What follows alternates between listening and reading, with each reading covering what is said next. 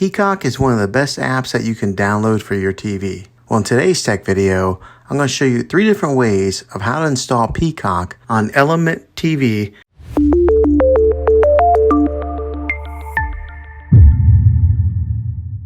It can be really frustrating if you want to watch some of the great content that is on Peacock and you find that your TV is unable to download it. If your TV is an older model of smart TV, then it could prevent you from downloading this app.